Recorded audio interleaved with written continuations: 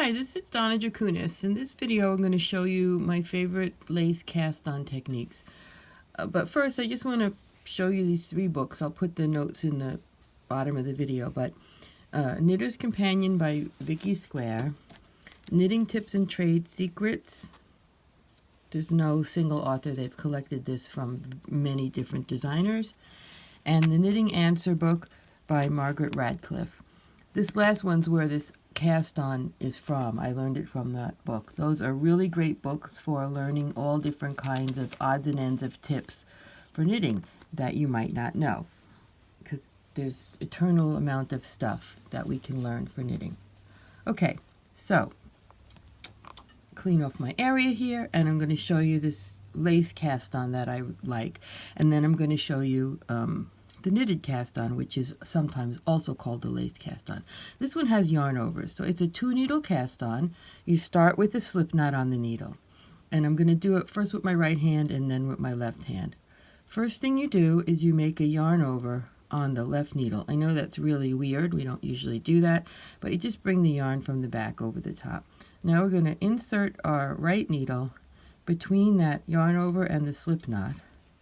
Then we're going to throw the yarn to make a knit stitch, pull it through, and then insert the left needle through the back of it so it turns around a little, and there we've just added 2 stitches.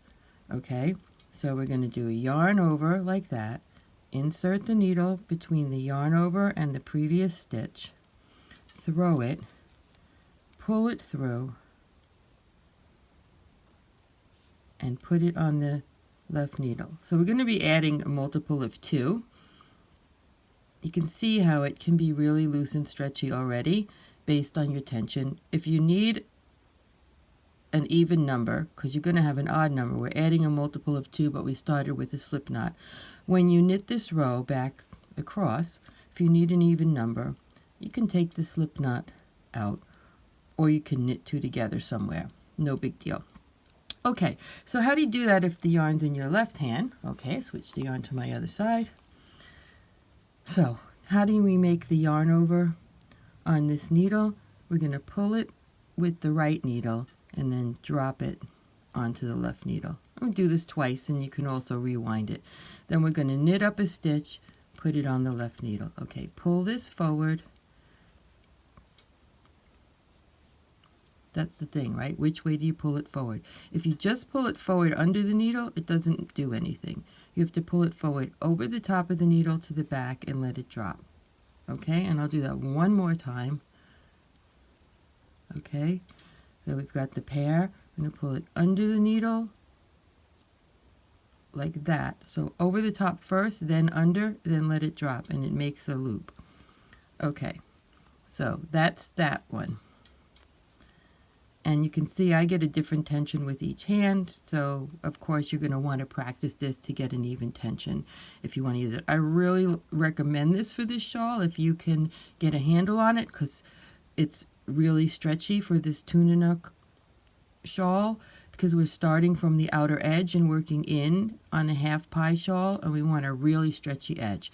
I'm going to take all that out, and I'm going to show you the knitted cast on, which is a little bit less fussy, but can also be stretchy. If I was going to do this for the actual shawl, I would go up 2 needle sizes to get that extra stretchiness.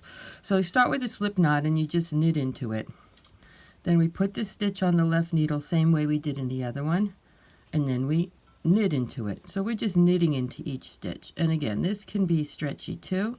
It's not as stretchy as that other one because we're not adding those yarn overs between the stitches, but a lot of people already know this technique, and you can use it for my tuna nook shawl if you want to, and it can be nice and stretchy to a degree. And if you use bigger needles, you get even more stretchiness. So those are 2 lace cast-ons that you can use for anything you'd like. And I recommend one of them that you choose for the tuna nook shawl.